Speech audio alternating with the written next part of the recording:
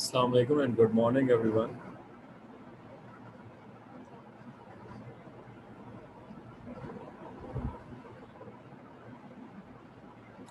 Our today's lecture is on Newton's law of universal gravitation, free fall acceleration and gravitational force,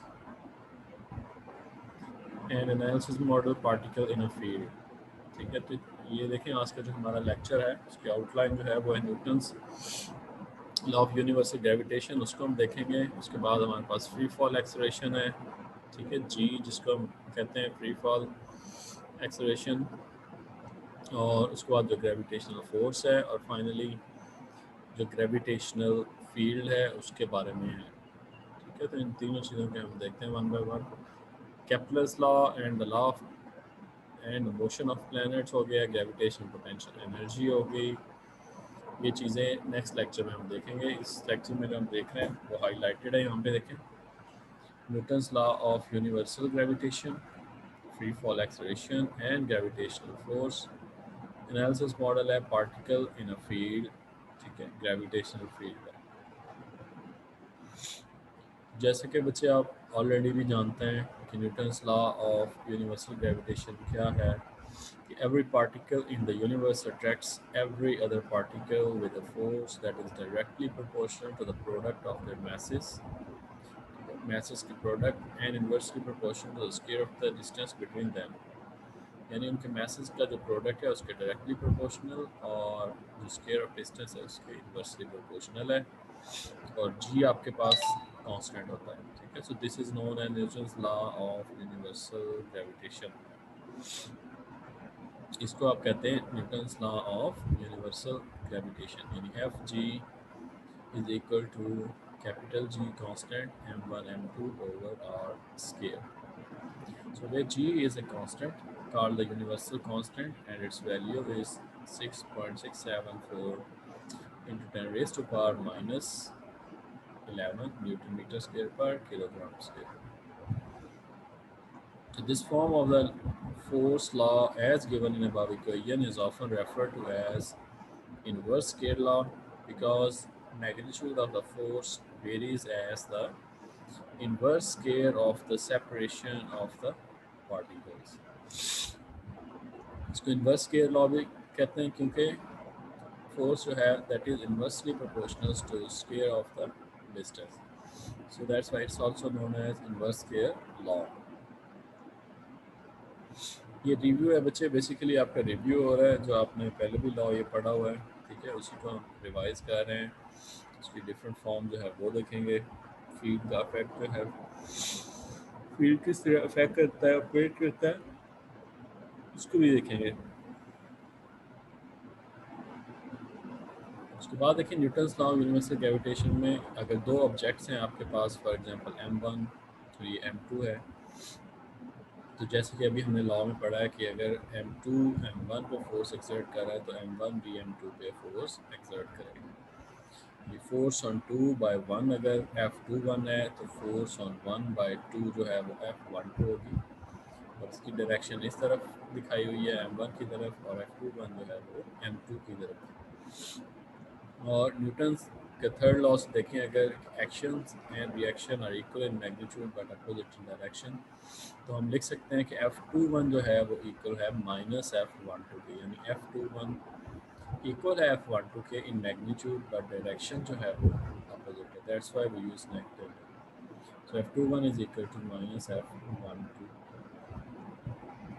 उसके बाद देखें next, अगर if one of the object is earth then, देखिए हमारे पास जो law है वो क्या कहता है कि F G is equal to G m1 m2 over R square, यानी दो मैसेज जो हैं m1 और m2 उनका प्रोडक्ट। अगर एक मैस यानी m1 आपके पास मैस 1 जो है वो मैस ऑफ अर्थ बन जाए, यानी me मैस ऑफ अर्थ अगर बन जाता है, तो उस केस में क्या होगा, आपके पास एफ जी इक्वल हो जाएगा कैपिटल जी, m1 की जगह आप पुट कर देंगे me, ठीक है, और ये मैस ऑफ अर्थ हो जाएगा इनटू स्मॉल m, ये सेकंड मैस हो जाएगा, और आपके पास आर स्क्वायर जो था वो किससे रिप्लेस हो जाएगा, रेडियस ऑफ द अर्थ, यानी अर्थ का जो रेडियस है आर ई, उससे आप आर को रिप्लेस कर देंगे। So F G equal to किसके हो जाएगा, capital G M E mass of earth into M over R E square. ठीक है, तो ये आपके पास वैल्यू आ जाएगी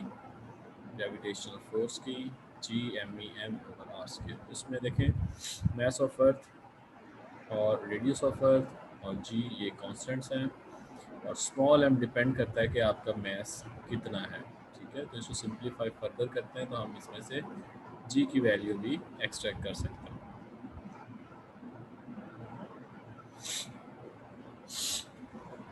So देखिए free fall acceleration and gravitational force, we have called the magnitude of gravitational force on an object near the earth's surface is weight of the object। ठीक है, जो ग्रेविटेशनल फोर्स है वो near the surface of earth क्या है, basically उसका wait है। तो वेट आपके पास क्या है, F G is equal to M जी।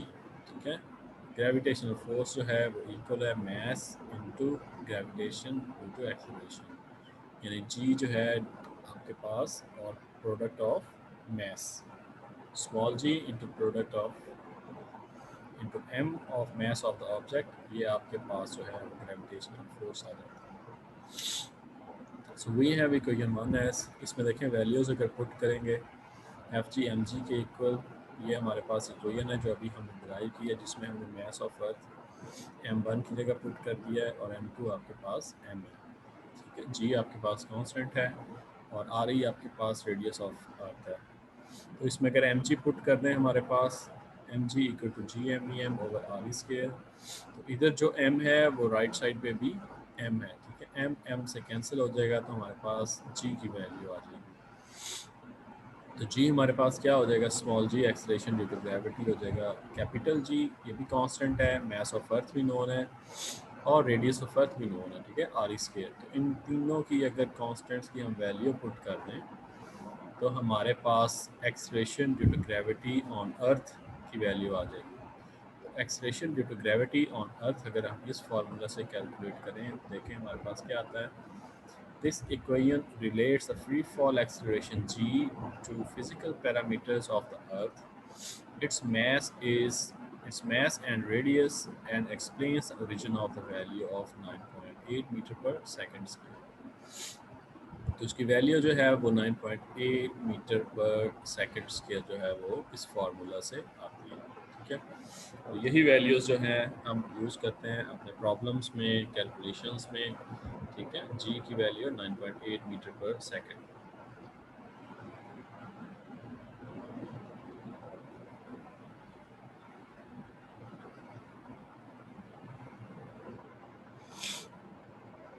उसके बाद नेक्स्ट देखें, free fall acceleration and the gravitational force. ठीक है, फ्री फॉल एक्सेलरेशन यानी जी और ग्रेविटेशनल फोर्स जो है उसके दरमियान देखें रिलेशन।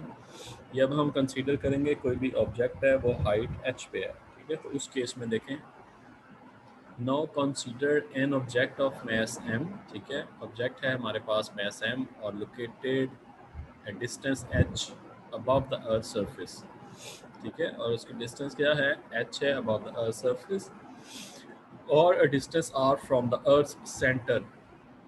ठीक है, ये डिस्टेंस आर है अर्थ सेंटर से। अब अर्थ सेंटर से उसकी जितनी हाइट है वो उसके रेडियस में ऐड हो जाएगी, यानी स्मॉल आर जो हमारे पास डिस्टेंस बनेगा वो radius of earth plus height हो जाएगा, यानी जितनी भी हाइट है वो ऑब्जेक्ट है आर ई प्लस एच। और अगर ये वैल्यू स्मॉल आर की आर ई प्लस एच हम अपने प्रीवियस फार्मूला में जो अभी हमने डिराइव किया उसमें पुट कर दें, जिसमें हमने देखा था कि हमारे पास एफ जी की वैल्यू क्या थी, G M E M over R square.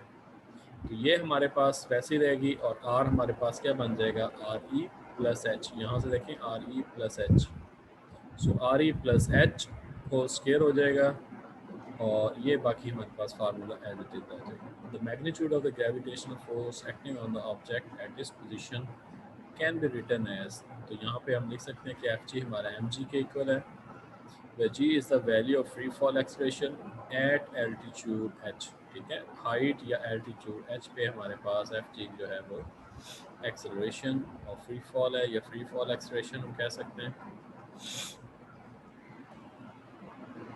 और इसको फर्दर सिंप्लीफाई करें, m कैंसिल हो जाता है m से, तो स्मॉल g हमारे पास उस हाइट पे क्या बन जाएगी, G M E over R E plus H square.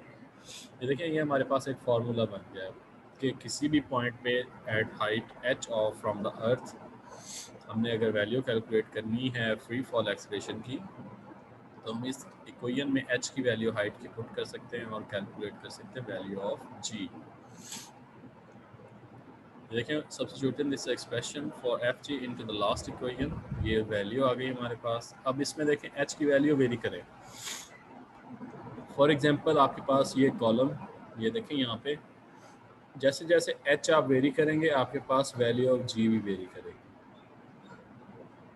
ये acceleration g at various altitudes above the earth surface. For example हम स्टार्ट करते हैं 1 किलोमीटर या 1000 मीटर, h हमारे पास अगर 1000 है, ठीक है, यानी सरफेस ऑफ अर्थ से 1000 मीटर बुलंदी पे, अर्थ की सरफेस से 1000 मीटर बुलंदी पे अगर हम हैं, तो इस इक्वेशन में अगर हम पुट कर दें तो हमारे पास g की वैल्यू कितनी आती है, 7.33 मीटर पर सेकंड स्क्वायर। ठीक है, अर्थ की सरफेस पे जो हमारे पास वैल्यू है वो कितनी है, 9.8 मीटर पर सेकंड स्क्वायर। लेकिन अगर यही हम हाइट पे चले जाएं 1000 मीटर की बुलंदी पे, तो ये वैल्यू हमारे पास कितनी बन जाती है, 7.33 मीटर पर सेकंड स्क्वायर। ठीक है, तो इतना फ़र्क आ जाता है इसमें। इसी तरह अगर वैल्यू हमारे पास 2000 मीटर है, तो ये वैल्यू देखिए रिड्यूस हो गया 5.68 बन जाती है, 5.68 मीटर पर सेकंड स्क्वायर। और अगर 3000 हो तो 4.53, और अगर ये बढ़ाते जाएं 50,000 पे चले जाएं, तो g की वैल्यू देखें कितनी कम हो जाती है, 0.13 रह जाती है, सिर्फ 0.13 मीटर पर सेकंड स्क्वायर। और अगर ये हाइट आपकी इन्फिनिट हो जाए तो ये वैल्यू g की 0 बन जाती है। ये देखें यहाँ से कंक्लूड कर सकते हैं, therefore it follows that g decreases with increasing altitude. ठीक है, तो ये हम कंक्लूड कर सकते हैं कि जैसे जैसे एल्टीट्यूड हमारा बढ़ रहा है तो वैल्यू ऑफ g जो है वो डिक्रीज कर रही है। Values of g for the earth at various altitudes ये गिवन है आपके पास। As weight of an object is mg, we see that as r approaches to infinity, यानी जैसे r जो है infinity, ये वैल्यू r इसको कह रहा है वो, इस इक्वेशन में ये डिनोमिनेटर की वैल्यू यानी ये वाली वैल्यू जैसे इन्फिनिटी की तरफ अप्रोच करती है तो स्मॉल g जो है वो ज़ीरो को अप्रोच कर रहा था। ये देखें the weight of the object approaches to zero, इसका ये मतलब है। ठीक है, अब इस फार्मूले से आप डिफरेंट पॉइंट्स पे डिफरेंट हाइट्स पे वैल्यू भी कैलकुलेट कर सकते हैं g की। और ये भी आपने रिजल्ट निकाल लिया कि अगर आपके पास r की वैल्यू इन्फिनिट होती जा रही है तो आपके पास acceleration due to gravity zero होती जा रही है। उसके बाद देखें ये कुछ इंपॉर्टेंट पॉइंट्स हैं, समझने वाले हैं, ये आप बुक भी रीड करेंगे, उसे थॉरोली गो थ्रू करेंगे तो आपको समझ आएगी। ये आर्टिकल में एक्सप्लेनेटरी है, ठीक है, किस तरह से साइंस जो है वो डेवलप हुई है ग्रेविटेशनल फील्ड की, ठीक है, ग्रेविटेशनल लॉ की, न्यूटोनियन फिज़िक्स की। तो सबसे पहले हमारे पास जो फिज़िक्स थी वो न्यूटोनियन फिज़िक्स, ठीक है, न्यूटन्स के लॉज थे, उसी की बेसिस पे हम मुख्तलिफ मोशन जो है उसको डिस्क्राइब करते थे, और प्लानिटरी बॉडीज़ का जो मोशन है उसको भी हम डिस्क्राइब करने की कोशिश करते थे। लेकिन प्लानिटरी मोशन जो है वो इतना सक्सेसफुल डिस्क्राइब नहीं कर सकते हम न्यूटन्स लॉज के तहत। तो वो किस तरह से डेवलप हुआ, ठीक है, हमारे पास इक्वेशंस जो हैं मुख्तलिफ प्लानिटरी मोशन को डिस्क्राइब करने के लिए, उसको देखें। तो when Newton published his theory of universal gravitation, it was considered a success because it satisfactorily explained the motion of the planets। ठीक है, काफ़ी हद तक उसने planets के motion को explain किया। It represented strong evidence that the same laws that describe phenomenon on the earth, यानी जो अर्थ के ऊपर motion के phenomena को describe करते हैं, वही laws जो हैं can be used on large objects like planets and throughout the universe, जो पूरी universe पे भी apply किया जा सकता है उन laws को। So since 1687 Newton's theory has been used to account, ठीक है, 1687 तक जो है न्यूटन की जो थियरी है उसी को इस्तेमाल किया गया used to account for the motion of comets. जो शहाबी होते हैं उनके मोशन को भी डिस्क्राइब करने के लिए the deflection of Cavendish balance, ठीक है, कैवेंडिश बैलेंस की जो डिफ्लेक्शन है उसको डिस्क्राइब करने के लिए the orbits of binary stars, ठीक है, बाइनरी स्टार्स के ऑर्बिट्स को जो है डिस्क्राइब करने के लिए and the rotation of galaxies, और गैलेक्सीज की रोटेशन को डिस्क्राइब करने के लिए न्यूटन्स की जो थ्योरी है या लॉज थे वही इस्तेमाल किए जाते थे। लेकिन उसके बाद क्या हुआ, उसके बाद देखिए नेवरलेस बोथ न्यूटन्स के कोलीग्स और हिज डिसेंडेंट्स यानी उसके स्टूडेंट्स वगैरह जो थे found it difficult to accept the concept of a force that acts at a distance, ठीक है, एक फोर्स जो डिस्टेंस पे ऑपरेट करती है उसका कॉन्सेप्ट जो है अंडरस्टैंड करने में मुश्किल थी उनको। They asked how it was possible for two objects such as the sun and the earth, यानी सूरज और अर्थ को जो है ये किस तरह एक दूसरे पे फोर्स अप्लाई करते हैं जबकि इनके दरमियान इतना ज़्यादा डिस्टेंस है। To interact when they were not in contact with each other, यानी वो एक दूसरे के साथ मिले नहीं हुए तो किस तरह जो है वो फोर्स उन पे एक्ट कर। Newton himself could not answer that question, ठीक है, और इस सवाल का जवाब जो है वो न्यूटन के पास भी नहीं था, ठीक है। यहाँ पे आके न्यूटन की थियरीज जो हैं वो इसको एक्सप्लेन नहीं कर पा रही थी, तो इसके लिए एक डिफरेंट अप्रोच चाहिए थी, ठीक है, तो उसको देखिए किस तरह फिर बाद में सॉल्व किया गया। An approach to describe interactions between objects that are not in contact came well after Newton's death, ठीक है, तो न्यूटन के डेथ के बाद जो है ये चीज़ जो है वो अंडरस्टैंड की गई कि जो डिस्टेंट ऑब्जेक्ट्स हैं वो किस तरह से आपस में इंटरेक्ट करते हैं। So this approach enables us to look at gravitational interaction in a different way, using the concept of a gravitational field that exists at every point in space, ठीक है।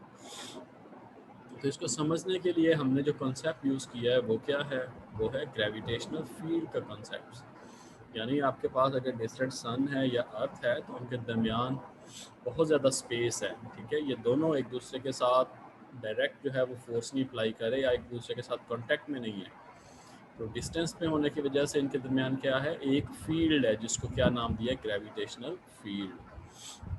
और इस ग्रेविटेशनल फील्ड के हर point पे जो है force exist करती है, ठीक है। देखिए concept of a gravitational field that exist at every point in space, अब ये फील्ड जो है वो स्पेस में वो कह रहा है कि हर पॉइंट पे मौजूद होता है। So when a particle is placed at a point where the gravitational field exists, ठीक है, अगर कोई पार्टिकल आप ऐसे पॉइंट पे रखते हैं जहाँ पे ग्रेविटेशनल फील्ड एग्जिस्ट करता है तो क्या करता है particle, the particle experiences a gravitational force, ठीक है, जब भी पार्टिकल उस ग्रेविटेशनल फील्ड के अंदर आएगा तो उस पर एक ग्रेविटेशनल फोर्स लगना शुरू हो जाएगा।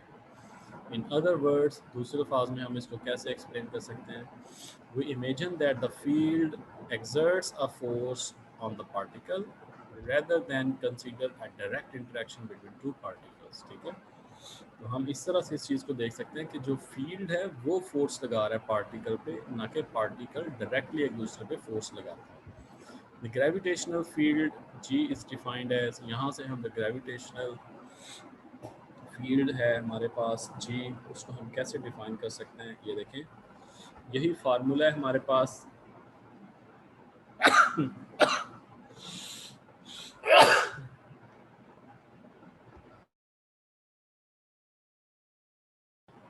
सॉरी, ये देखें हमारे पास जो फार्मूला है वो ग्रेविटेशनल फोर्स का फार्मूला जो है एफ जी जो है हमारे पास वो है एम जी के ऊपर, ठीक है, तो एम नॉट हमने क्या कह दिया, हमारे पास टेस्ट मास है, और F G equal to M G, M अगर हम इधर ले आए तो हमारे पास इक्वेशन के बन जाएगी G equal to F G over M naught, ठीक है, तो ये हमारे पास इक्वेशन बन जाएगी। यहाँ से हम जो है जी को डिफाइन कर सकते हैं कि जी हमारे पास क्या है, ये देखें, अब ये मुख्तलिफ इंफॉर्मेशन आपको गिवन है, इसमें देखें वन बाय वन इसको अंडरस्टैंड करते हैं। सबसे पहले देखें the gravitational field at a point in space equals the gravitational force F G experienced by a test particle placed at that point divided by the mass m naught of the test particle, यानी g जो है हमारे पास वो gravitational force जो particle m not experience करता है, ठीक है, देखें इनके रेशो के बराबर है F G over M naught. ये देखें वही हमने यहाँ पे इसको एक्सप्लेन किया, F G experience by the test particle place at that point divided by the mass M naught, ठीक है, divided by mass M naught of the test particle, we call the object creating the field the source particle, ठीक है, और जो object इसको create कर रहा है फील्ड को वो हमारे पास सोर्स पार्टिकल है जो फील्ड क्रिएट कर रहा है, ठीक है। उसके अलावा देखें g is equal to F G over M, अभी जो प्रीवियस इक्वेशन हमने डिस्क्राइब की थी उसमें हमने देखा था ये हमारे पास किसके इक्वल आती है value G M E over R square, R क्या है यूनिट वेक्टर है, तो ये g अगर हम अर्थ हमने मैस किसका पुट कर दिया अर्थ का पुट कर दिया, यानी अगर ये g की वैल्यू अर्थ के लिए है तो उस केस में ये देखें हम इसको किस तरह डिस्क्राइब कर सकते हैं, where r cap is a unit vector pointing radially outward from the earth, ठीक है, मिसाल के तौर पे ये डायग्राम है, ये अर्थ है तो r यूनिट वेक्टर आउटवर्ड है, ठीक है, outward. The negative sign indicates that the net field points toward the center of the earth as illustrated in the figure, ठीक है, और जो नेगेटिव साइन है वो ये इलस्ट्रेट करता है कि ये फील्ड जो है toward the centre of earth, ये देखें इस डायग्राम में आपको ये फील्ड नज़र आ रहा होगा पर्पल कलर में कि ये toward the centre of the earth है, इसलिए इसको हम क्या कह रहे हैं नेगेटिव है। तो हर पार्टिकल जो भी इसके फील्ड में आने की कोशिश करेगा उसको ये अट्रैक्ट करती है अर्थ टुवर्ड इट्स सेंटर। ये देखिए the field vectors point in the direction of the acceleration A particle would experience if it were placed in the field, ठीक है, ये वो दिखा रहे हैं सिंबल्स कि अगर कोई पार्टिकल यहाँ पे आप रखेंगे तो वो इनवर्ड फोर्स जो है वो फील करेगा। The magnitude of the field vector at any location is the magnitude of the free fall acceleration at that location, यानी किसी भी पॉइंट पे जो मैग्नीट्यूड होगी वो वही होगी जो फ्री फॉल एक्सेलरेशन की वैल्यू होगी उस पॉइंट पे। तो उसी तरह जो आपका ऑब्जेक्ट है या बॉडी है वो अट्रैक्ट होगा toward the centre of the earth, ठीक है, और ये पॉइंट्स जो हैं ये लाइंस जो हैं सिंबल जो हैं ये आपको डायरेक्शन दिखा रहे हैं फोर्स की towards the centre of the earth. उसके बाद और कुछ हमारे पास जो इम्पोर्टेंट पॉइंट्स हैं वो देखें क्या इम्पोर्टेंट पॉइंट्स हैं। कहते हैं the field vectors at different points surrounding the earth vary in both direction and magnitude, देखिए हर पॉइंट पे आपकी डायरेक्शन और मैग्नीट्यूड जो है उसमें चेंज आ रहा है, ठीक है। अर्थ अगर सफेरिकल है तो ये उसकी डायरेक्शन जो है इस तरह से बनी हुई है, हर पॉइंट पे इसकी वैल्यू में चेंज आ रहा है क्योंकि आर हर पॉइंट पे हर नीचे आने वाले पॉइंट पे आर चेंज हो रहा है, तो ये भी वैल्यू जो है वो चेंज हो रही है। The field vectors at different points surrounding the earth vary in both direction magnitude in a small region near the earth surface, ठीक है, अगर हम बहुत छोटा सा पोर्शन कंसीडर करें अर्थ की सरफेस के साथ, ठीक है, तो उसमें हम कह सकते हैं कि हमारे पास the downward field G is approximately constant and uniform, ठीक है। ये जैसे फॉर एग्जांपल साहिल समंदर जो है उसको अगर कंसीडर करें तो उस पूरे बीच के ऊपर या साहिल के ऊपर हम कह सकते हैं कि वैल्यू ऑफ जी जो है यानी हमारे पास जो एक्सलेशन ड्यू टू ग्रेविटी या हमारे पास जो है ग्रेविटेशनल फील्ड जो है उस सरफेस पे वो तकरीबन कांस्टेंट है, ठीक है, कांस्टेंट एंड यूनिफॉर्म कह सकते हैं। In a small region near the Earth's surface, the downward field G is approximately constant and uniform. So, above equation is valid at all points outside the Earth's surface. ठीक है, ये equation जो है वो कह रहा है कि हर जगह वैलिड है above the surface of the earth assuming the earth is spherical, ये अगर कंसीडर करें कि हमारी अर्थ जो है वो स्फेरिकल है तो उस केस में ये एप्लीकेबल है। एट अर्थ सरफेस, अर्थ की सरफेस पे देखें मैग्नीट्यूड कितनी होती है जी की हम ऑलरेडी डिस्कस कर चुके हैं कि अर्थ की सरफेस के ऊपर अगर हम इस फार्मूला से कांस्टेंट वैल्यूज़ दे के कैलकुलेट करें तो हमारे पास value of G is 9.8 metre per second square या न्यूटन पर किलोग्राम लिख सकते हैं या मीटर पर सेकंड स्केयर हम इसको लिख सकते हैं। तो ये आज का बच्चे लेक्चर है, इसमें हमने देखें रिव्यू किया है। हमारे पास सबसे पहले Newton's law of universal gravitation था, उसको हमने डिस्कस किया, उसका फार्मूला डिस्कस किया है, मास ऑफ अर्थ पुट किया है, रेडियस ऑफ अर्थ पुट करके उसको सिंप्लीफाई किया है। तो हमारे पास ये इक्वेशन आ गई। इस इक्वेशन में हमने वेट की वैल्यू जब पुट की है, वेट हमारे पास है एम जी के इक्वल है, तो सिंप्लीफाई करके हमारे पास जी की वैल्यू आ गई। जी की वैल्यू हमने कैलकुलेट की इन कांस्टेंट से, तो हमारे पास सरफेस ऑफ अर्थ पे 9.8 मीटर पर सेकंड स्केयर। और अगर इसी वैल्यू में हम पुट कर दें कि हमारे पास ऑब्जेक्ट जो है वो किसी हाइट के ऊपर है, यानी ज़मीन से 1000 मीटर बुलंदी पे है, तो एच 1000 हो जाएगा। ठीक है, इसको हम फिर ऐड करेंगे आपके पास रेडियस ऑफ अर्थ 1000 पे हमने देखा कि वैल्यू जो है वो 7.33 मीटर पर सेकंड स्क्वायर रह जाती है। 2000 पे कितनी होगी, 3000 पे कितनी होगी, 4000 पे, सो ऑन। ठीक है, डिफरेंट वैल्यूज़ पे अप टू 10,000 पे 10,000 50,000 जो है हमने देखा कि जी की वैल्यू रिड्यूस होती जा रही है, 0.13 मीटर पर सेकंड स्क्वायर रह जाती है 50,000 पे। और अगर इन्फिनिटी पे चला जाए डिस्टेंस तो फिर ये जीरो हो जाती है। ठीक है, तो हमने जी की वैल्यू कैलकुलेट की for different values of height या एल्टीट्यूड के लिए। और फिर इंपॉर्टेंट पॉइंट्स हमने देखे कि न्यूटन्स लॉ जो है वो प्लानिटरी मोशन, प्लानिटरी बॉडी के जो एक दूसरे पे फोर्स अप्लाई करती हैं उसको एक्सप्लेन नहीं कर पा रहा था, तो उसके लिए हमने ग्रेविटेशनल फील्ड कॉन्सेप्ट देखा कि ग्रेविटेशनल फील्ड जो है किस तरह से वो एक्शन में आता है, किस तरह से वो फोर्सेस जो है एक दूसरे पे लगते हैं। ठीक है, तो ग्रेविटेशनल फील्ड जो है उसको हमने डिस्कस किया है डिटेल में कि अर्थ के गिर्द ग्रेविटेशनल फोर्स किस तरह होता है, किस तरह वो वैल्यू उसको वेरी करता है। ठीक है, और नेगेटिव साइन ये शो करता है कि जो ऑब्जेक्ट है वो अर्थ जो है अपने सेंटर की तरफ उसको अट्रैक्ट कर रही होती है, खींच रही होती है। ठीक है, विद वैल्यू ऑफ जी। तो इसके साथ ही बच्चों आज का लेक्चर जो है वो एंड होता है, ख़त्म करते हैं आज का लेक्चर। टेक केयर, अपना ख्याल रखिएगा। Till the next lecture, take care and अल्लाह हाफिज़। और आज मेरी कुछ तबीयत ठीक नहीं थी, तो इस वजह से शायद थोड़ा सा दरमियान में जो है वो डिस्टर्बेंस भी हो रही थी, उसको आपने नज़रअंदाज करना है। ठीक है, तो till next lecture, take care and अल्लाह हाफिज़।